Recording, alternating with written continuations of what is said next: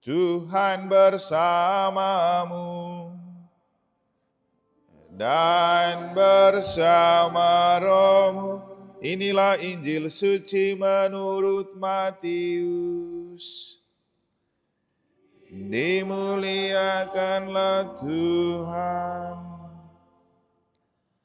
Setelah Yesus selesai dengan pengajarannya itu, berangkatlah ia dari Galilea dan tiba di daerah Yudea yang di seberang sungai Yordan.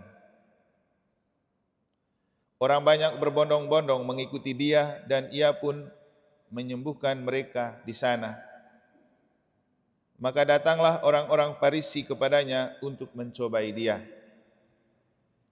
Mereka bertanya, apakah diperbolehkan orang menceraikan istrinya dengan alasan apa saja? Jawab Yesus, tidakkah kamu baca bahwa Ia yang menciptakan manusia sejak semula, menjadikan mereka laki-laki dan perempuan? Dan firman-Nya, sebab itu laki-laki akan meninggalkan ayah dan ibunya dan bersatu dengan istrinya, sehingga keduanya itu menjadi satu daging. Demikianlah mereka, bukan lagi dua, melainkan satu. Karena itu, apa yang telah dipersatukan Allah tidak boleh diceraikan manusia.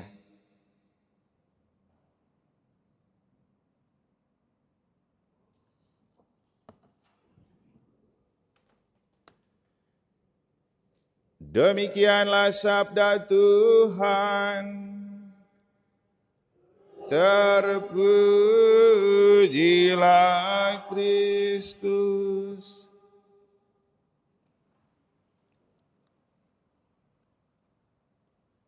Apakah diperbolehkan menceraikan istri dengan alasan apa saja?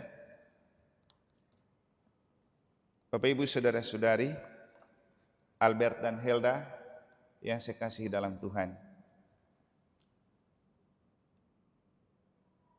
Mungkin ada yang masih ingat, zaman-zaman kami ini masih SMP, itu ada lagu Malaysia yang sangat terkenal tentang pertanyaan ini, apakah boleh dengan alasan apa saja menceraikan istri? Judulnya Mencari Alasan. Asa Bapak Grace masih ingat itu lagu kah?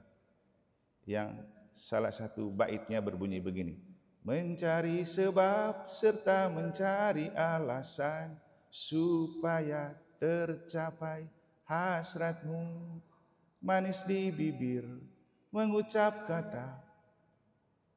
Terus ya. Jadi Injil itu berbicara tentang orang bertanya kepada Yesus, apakah boleh seseorang menceraikan istrinya dengan alasan apa saja? Jawabannya, boleh, yang penting pandai-pandai mencari alasan. Tapi kalau kita mencari alasan kembali ke dalam kitab suci, jawabannya tidak boleh. Tapi biasanya kalau orang mau cerai, dia tidak akan pernah peduli dengan kitab suci. Walaupun waktu dia menikah, kitab suci sudah jelas mengatakan, dan bahkan Yesus mengatakan, apa yang sudah dipersatukan oleh Allah tidak boleh diceraikan oleh manusia. Seringkali saya guyon dan ganggu para pengacara Katolik. Karena seringkali pengacara Katolik demi urusan hukum, mereka juga ikut menceraikan orang di pengadilan. Padahal dia tahu bahwa alasan apapun tidak diperbolehkan untuk menceraikan orang yang sudah menikah, kecuali oleh dua alasan ini. Satu, impoten. Dua, salah satunya mati. Bapak Ibu tahu nggak perbedaan antara impoten dan mandul? Impoten itu seseorang tidak bisa melakukan hubungan, tapi kalau mandul, orang tetap bisa melakukan hubungan, tapi tidak bisa menghasilkan anak. Dan dalam ajaran gereja Katolik, orang boleh dibatalkan pernikahannya kalau impoten. Karena definisi perkawinan itu dalam ajaran moral Katolik itu persetubuhan, masuknya alat kelamin pria kepada wanita, itu namanya kawin. Kalau tidak bisa masuk, bukan kawin namanya. Kalau mandul, tetap bisa melakukan hubungan, tapi tidak menghasilkan anak. Tapi perkawinannya itu tetap sah. Dan tidak dijadikan alasan untuk orang minta cerai. Yang kedua, kalau mati. Nah, kalau kita coba mencari alasan di kitab suci, pasti kitab suci tidak memperkenankan orang untuk cerai. Makanya pengacara Katolik yang berjuang untuk menceraikan orang di pengadilan dan dia tahu itu tidak boleh, itu berdosa juga sebenarnya. Tapi sudahlah, itu tidak terlalu penting untuk kita maknai. Yang paling penting itu pernikahan Albert dan Hilda. Sama-sama manggarai itu. Ini apa yang mau Albert? Kolang. Wih, pasti lang kolang dan orang tara kudun lo Hilda ya. Hilda aluminium. Lembor. Lang kolang leta kolang. Langsung ces lah isi lembor ya. Mengerti lemiu saudara manga istilah anak bina anak rona dalam perkawinan. Dan yang menariknya itu pihak laki-laki disebut anak bina, pihak perempuan disebut anak rona. Kenapa dibuat terbalik? Karena apa? Pasti itu bayar lemiu jawaban apa ho. Lata tua so kali. Tapi pasti ada tua so kalau itu mau bayar. Ngengur kalau Bapak Grace musi. Karena adol baik. Aku kulit mau bayar selama ho. Tapi ketika mendengar bacaan pertama dari kitab Kejadian, saya mulai pelan-pelan mengerti kenapa di Manggarai untuk sebuah relasi pernikahan, pihak laki-laki disebut anak bina, pihak perempuan disebut anak rona. Ternyata dasarnya biblis. Jadi coba kita lihat dalam bacaan pertama. Sejarah ada istri itu karena Tuhan tidak tega melihat seorang laki-laki itu hidup sendiri. Maka dibuatlah penolong yang lain. Dan cara membuat penolong yang lain yang dinamakan perempuan itu menarik. Laki-laki dibiarkan tidur, kemudian dia ambil tulang rusuknya, dibentuklah perempuan, dan definisi perempuan itu bagian dari kehidupan laki-laki. Sehingga cocok dengan istilah Manggarai. Kenapa pihak perempuan disebut anak rona? Karena dia diambil dari tulang rusuk lakinya. Dan pihak laki-laki disebut anak bina karena dia akan menjadi istri juga diambil dari tulang rusuk lakinya. Maka mereka bukan lagi dua tapi satu. Jadi dasar biblis inilah yang menunjukkan kepada kita bahwa seorang pria dan seorang wanita ketika hidup menikah, mereka itu bukan lagi dua tapi satu karena diambil dari satu daging. Dan yang paling penting untuk kita, itu pilihan Tuhan. Ternyata Tuhan yang merasa tidak enak lihat kita tinggal sendiri. Jadi tidak baik kalau manusia itu hidup seorang diri, maka Tuhan membentuk seorang penolong yang lain bernama perempuan. Makanya Mesuai Albert Agu Hilda bawa banggo ope lagat darus meu pertama toh.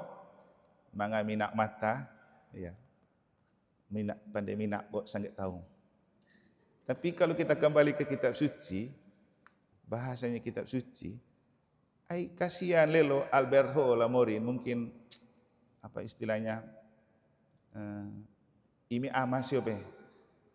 Kan laki-laki kalau hidup sendiri suka imi amas. Bagaimana menerjemahkan imi amas ini? Frater Edo juga pasti tidak mengerti. Imi amas itu begini, Frater Edo. Hidup luntang-lantung tidak jelas karena tidak punya pilihan hidup.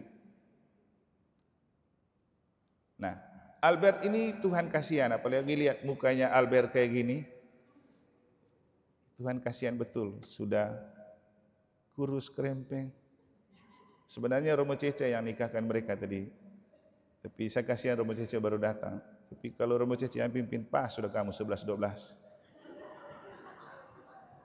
Jadi Tuhan kasihan, makanya Tuhan beri Hilda. Dan Hilda itu bagian dari tulang rusukmu. Tapi melelo sepintas kalau mirip mesuai. Cama-cama pecah ke dalam. Jadi karena kepedulian Tuhan, lihat Albert tidak enak hidup sendiri, lihat Hilda tidak enak hidup sendiri, maka Tuhan mempersatukan kamu dalam hidup sebagai suami istri. Sayangnya kamu punya gairah lebih besar daripada kesadaran itu adalah panggilan Tuhan. Maka hidup perkawinan sebenarnya panggilan Tuhan untuk kamu saling melayani. Dan dalam ajaran gereja Katolik ada 2 sakramen yang disebut sakramen pelayanan, yaitu sakramen perkawinan dan sakramen imamat. Kamu menikah untuk melayani, kami jadi imam untuk melayani. Ai pas Sabtu imam kulele sope. Jadi semua untuk melayani satu sama lain. Dan itu adalah panggilan Allah. Maka sebenarnya kalau cari di dalam kitab suci, ada kata-kata untuk orang hidup bersuami istri itu begini.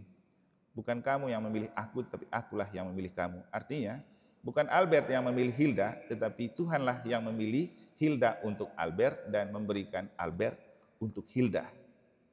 Jadi itu adalah panggilan dan pilihan Allah. Maka konsekuensinya, jangan memaksa kemampuan untuk merawat hidup perkawinan itu dengan kemampuan dan kekuatan sendiri.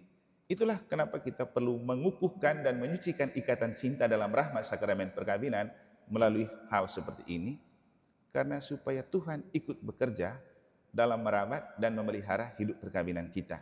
Karena selalu saya mengatakan kepada orang-orang, orang pacaran itu karena jatuh cinta, tapi orang menikah itu karena jatuhkan pilihan untuk merawat cinta.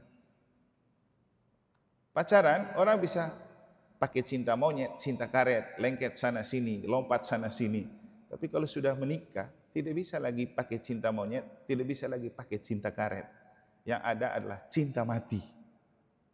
Tapi tidak akan pernah ada cinta mati kalau kita tidak berjuang mati-matian bersama Tuhan.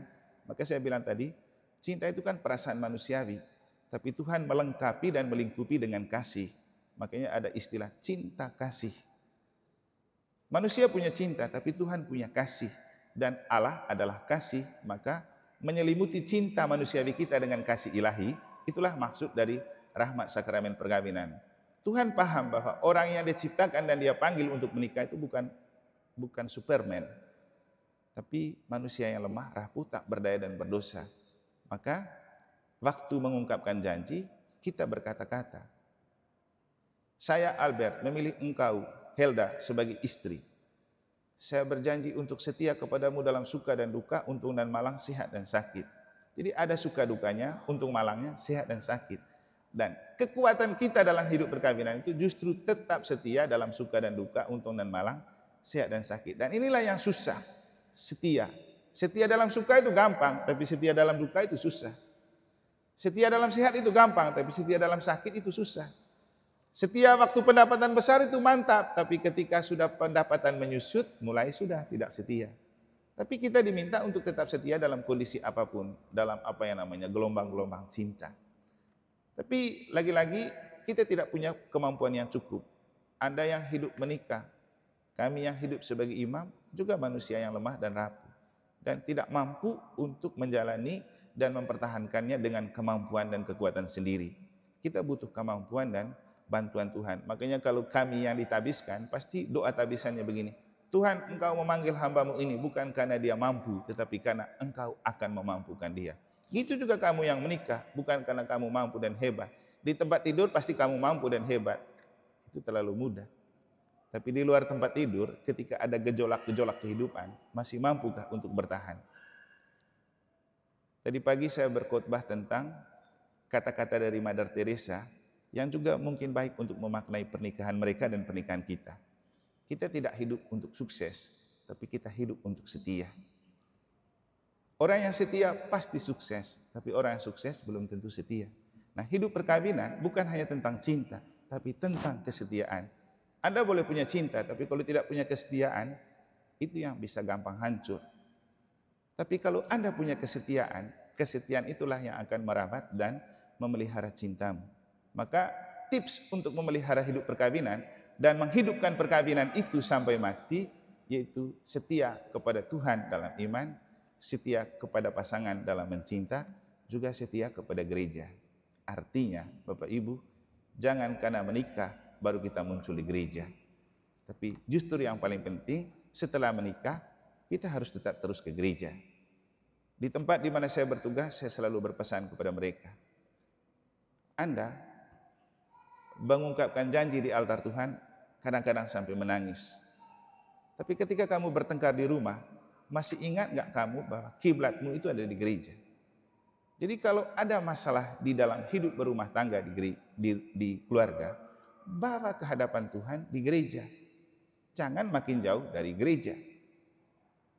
Datang misa, penting itu. Kalau ada waktu, datang misa. Satu kali ada sebuah pasutri yang sudah sepakat untuk cerai. Satu kali istrinya mengajak suaminya untuk jalan-jalan di Sabtu malam atau malam Minggu. Lalu iseng istrinya bilang, "Pak, kita mampir di gereja dulu, karena ini adalah kesempatan terakhir kita berada bersama sebelum kita benar-benar berpisah."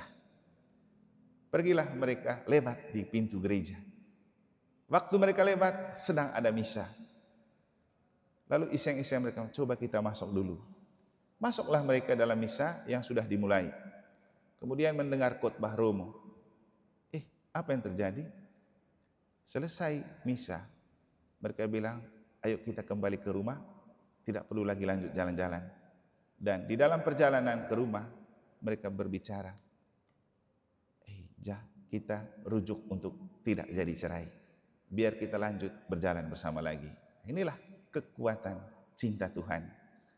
Inilah kekuatan Ekaristi. Bapak Ibu, keluarga disebut Ecclesia Domestica, gereja rumah tangga. Artinya, jangan pernah membangun rumah tangga tanpa gereja. Tapi bangunlah rumah tanggamu bersama gereja. Albert dan Helda, mereka main ngaji kat atau main cek gereja, du nikah emi polinika, main terus. Sengaja pakai bahasa Manggarai laku, botong baiklah tanggo, mungkin dia main gereja toh. Semoga Tuhan memberkati.